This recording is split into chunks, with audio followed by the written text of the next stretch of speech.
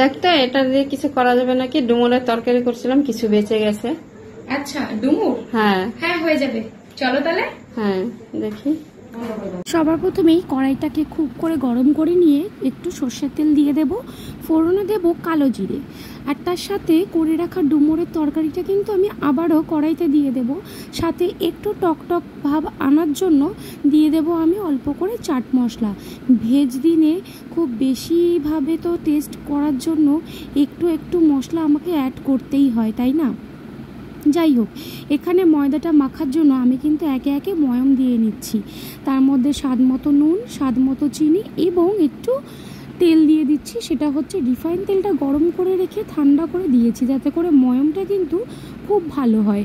একে একে ছোট ছোট লেচি কেটে নিয়েছি। আর দেখো আমার ময়দাটা মাখা খুব এত নরম হয়েছে যে আমি এক হাত দিয়ে লেচিটা কাটতে পারছি। এদিকে দেখো আমি কিন্তু একটু চৌকো করে বেলে নিয়েছি, যাতে করে ভেতরে পুরটা দিতে আমার কোনো প্রবলেম না হয়।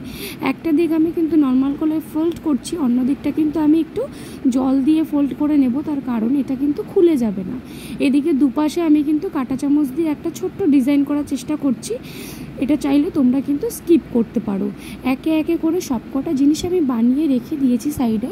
তারপরে কড়াইটা গরম করে আমি কিন্তু সবকটা একে একে ছেড়ে দিয়েছি।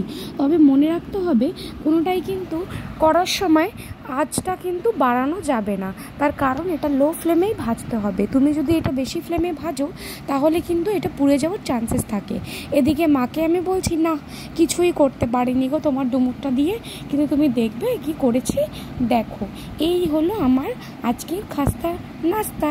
আর এই সন্ধ্যাবেলাতে বাড়ির বানানো নাস্তা কে না পছন্দ করে, তাই না?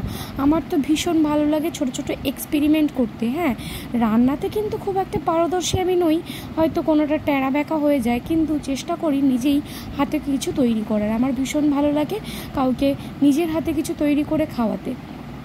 একটা ছোট্ট লাইক, একটা কমেন্ট কিন্তু তোমরা আমার এই ভিডিওতে পছন্দ হলে দিয়ে দিও, কারণ একটা লাইক একটা কমেন্ট করতে তোমাদের হয়তো খুব একটা কষ্ট হবে না, কিন্তু এই রান্নাটা বানাতে কিন্তু অনেকটাই কষ্ট হয়েছিল। তার সাথে ভিডিও করাটা অনেক চাপের, ভয়েস ওভারটাও কিন্তু আমি নিজেই একা দিই। যাই হোক, জিনিসটা দেখতে কেমন লাগছে তোমরা আমাকে জানিও। তোমরা যদি কখনো ভেজ কিছু খেতে চাও বাড়িতে কিন্তু এটা বানিয়ে খেও, আশা করি তোমাদের ভীষণ ভালো লাগবে। আমার তো প্রচণ্ড ভালো লেগেছে। তোমরা চাইলে এটা কিন্তু বাচ্চাদেরকেও দিতে পারবে, কোনো সমস্যা হয় না।